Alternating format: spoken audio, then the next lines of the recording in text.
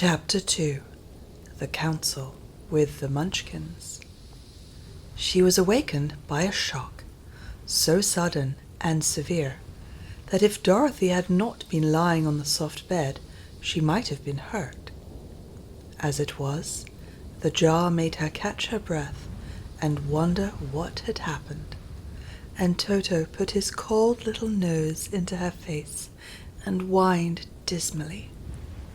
Dorothy sat up and noticed that the house was not moving, nor was it dark, for the bright sunshine came in at the window, flooding the little room. She sprang from her bed, and with Toto at her heels, ran and opened the door. The little girl gave a cry of amazement and looked about her, her eyes growing bigger and bigger at the wonderful sights she saw. The cyclone had set the house down very gently, for a cyclone, in the midst of a country of marvelous beauty. There were lovely patches of greensward all about, with stately trees bearing rich and luscious fruits. Banks of gorgeous flowers were on every hand, and birds with rare and brilliant plumage sang and fluttered in the trees and bushes. A little way off was a small brook rushing and sparkling along between green banks, and murmuring in a voice very grateful to a little girl who had lived so long on the dry, grey prairies. While she stood looking eagerly at the strange and beautiful sights, she noticed coming toward her a group of the queerest people she had ever seen. They were not as big as the grown folk she had always been used to, but neither were they very small. In fact, they seemed about as tall as Dorothy, who was a well-grown child for her age, although they were, so far as looks go, many years older. 3 were men and 1 a woman, and all were oddly dressed. They wore round hats that rose to a small point a foot above their heads, with little bells around the brims that tinkled sweetly as they moved.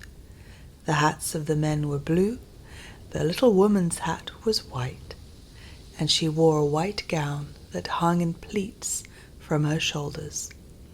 Over it were sprinkled little stars that glistened in the sun like diamonds. The men were dressed in blue, of the same shade as their hats, and wore well-polished boots, with a deep roll of blue at the tops. The men, Dorothy thought, were about as old as Uncle Henry, for 2 of them had beards, but the little woman was doubtless much older. Her face was covered with wrinkles, her hair was nearly white, and she walked rather stiffly. When these people drew near the house where Dorothy was standing in the doorway, they paused and whispered among themselves, as if afraid to come farther. But the little woman walked up to Dorothy, made a low bow, and said, in a sweet voice, "You are welcome, most noble sorceress, to the land of the Munchkins. We are so grateful to you for having killed the wicked witch of the East, and for setting our people free from bondage." Dorothy listened to this speech with wonder. What could the little woman possibly mean by calling her a sorceress and saying she had killed the wicked witch of the East? Dorothy was an innocent, harmless little girl who had been carried by a cyclone many miles from home, and she had never killed anything in all her life. But the little woman evidently expected her to answer, so Dorothy said with hesitation, "You are very kind, but there must be some mistake. I have not killed anything." "Your house did, anyway," replied the little old woman with a laugh. And that is the same thing. See, she continued, pointing to the corner of the house. There are her 2 feet, still sticking out from under a block of wood. Dorothy looked and gave a little cry of fright. There, indeed, just under the corner of the great beam the house rested on, 2 feet were sticking out, shod in silver shoes with pointed toes. "Oh, dear! Oh, dear!" cried Dorothy, clasping her hands together in dismay. "The house must have fallen on her. Whatever shall we do?" "There is nothing to be done," said the little woman calmly. "But who was she?" asked Dorothy. "She was the Wicked Witch of the East, as I said," answered the little woman. "She has held all the Munchkins in bondage for many years, making them slave for her night and day. Now they are all set free and are grateful to you for the favor." "Who are the Munchkins?" inquired Dorothy. "They are the people who live in this land of the East, where the Wicked Witch ruled." "Are you a Munchkin?" asked Dorothy. "No, but I am their friend, although I live in the land of the North. When they saw the Witch of the East was dead, the Munchkins sent a swift messenger to me, and I came at once. I am the Witch of the North." "Oh, gracious!" cried Dorothy. "Are you a real witch?" "Yes, indeed," answered the little woman. "But I am a good witch, and the people love me. I am not as powerful as the Wicked Witch was, who ruled here, or I should have set the people free myself." "But I thought all witches were wicked," said the girl, who was half frightened at facing a real witch. "Oh, no, that is a great mistake. There were only 4 witches in all the land of Oz, and 2 of them, those who live in the North and the South, are good witches. I know this is true, for I am one of them myself, and cannot be mistaken. Those who dwelt in the East and the West were indeed wicked witches, but now that you have killed one of them, there is but one wicked witch in all the land of Oz, the one who lives in the West." "But," said Dorothy, after a moment's thought, "Aunt Em has told me that the witches were all dead years and years ago." "Who is Aunt Em?" inquired the little old woman. "She is my aunt, who lives in Kansas, where I came from." The Witch of the North seemed to think for a time, with her head bowed and her eyes upon the ground. Then she looked up and said, "I do not know where Kansas is, for I have never heard that country mentioned before. But tell me, is it a civilized country?" "Oh, yes," replied Dorothy. "Then that accounts for it. In the civilized countries, I believe there are no witches left, nor wizards, nor sorceresses, nor magicians. But you see, the land of Oz has never been civilized, for we are cut off from all the rest of the world. Therefore, we still have witches and wizards amongst us."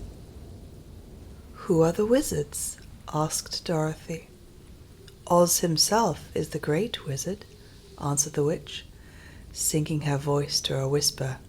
"He is more powerful than all the rest of us together. He lives in the City of Emeralds." Dorothy was going to ask another question, but just then the Munchkins, who had been standing silently by, gave a loud shout and pointed to the corner of the house where the Wicked Witch had been lying.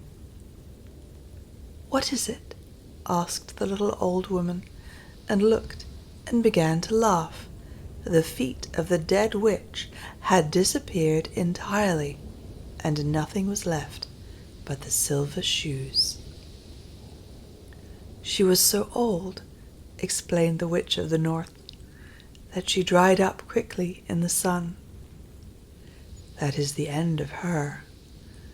But the silver shoes are yours, and you shall have them to wear. She reached down and picked up the shoes, and after shaking the dust out of them, handed them to Dorothy. The Witch of the East was proud of those silver shoes, said one of the Munchkins, and there is some charm connected with them. But what it is, we never knew. Dorothy carried the shoes into the house and placed them on the table. Then she came out again to the Munchkins and said, "I am anxious to get back to my aunt and uncle, for I am sure they will worry about me. Can you help me find my way?" The Munchkins and the witch first looked at one another, and then at Dorothy, and then shook their heads. "At the east, not far from here," said one, "there is a great desert, and none could live to cross it." "It is the same at the south," said another, "for I have been there and seen it. The south is the country of the Quadlings." "I am told," said the third man, "that it is the same at the west, and that country, where the Winkies live, is ruled by the wicked witch of the west, who would make you her slave if you passed her way." "The north is my home," said the old lady, "and at its edge is the same great desert that surrounds this land of Oz. I'm afraid, my dear, you will have to live with us." Dorothy began to sob at this, for she felt lonely among all these strange people. Her tears seemed to grieve the kind-hearted Munchkins, for they immediately took out their handkerchiefs and began to weep also. As for the little old woman, she took off her cap and balanced the point on the end of her nose, while she counted 1, 2, 3 in a solemn voice. At once the cap changed to a slate, on which was written in big white chalk marks, "Let Dorothy go to the City of Emeralds."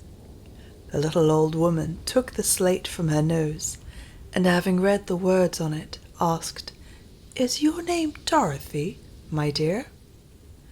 "Yes," answered the child, looking up and drying her tears. "Then you must go to the City of Emeralds. Perhaps Oz will help you."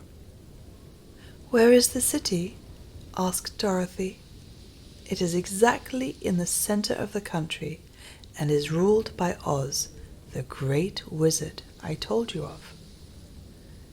"Is he a good man?" inquired the girl anxiously. "He is a good wizard. Whether he is a man or not, I cannot tell, for I have never seen him." "How can I get there?" asked Dorothy. "You must walk. It is a long journey, through a country that is sometimes pleasant, and sometimes dark and terrible. However, I will use all the magic arts I know of to keep you from harm." "Won't you go with me?" pleaded the girl, who had begun to look upon the little old woman as her only friend. "No, I cannot do that," she replied, "but I will give you my kiss, and no one will dare injure a person who has been kissed by the Witch of the North." She came close to Dorothy and kissed her gently on the forehead. Where her lips touched the girl, they left a round, shining mark, as Dorothy found out soon after. "The road to the City of Emeralds is paved with yellow brick," said the witch, "so you cannot miss it. When you get to Oz, do not be afraid of him, but tell your story and ask him to help you. Goodbye, my dear."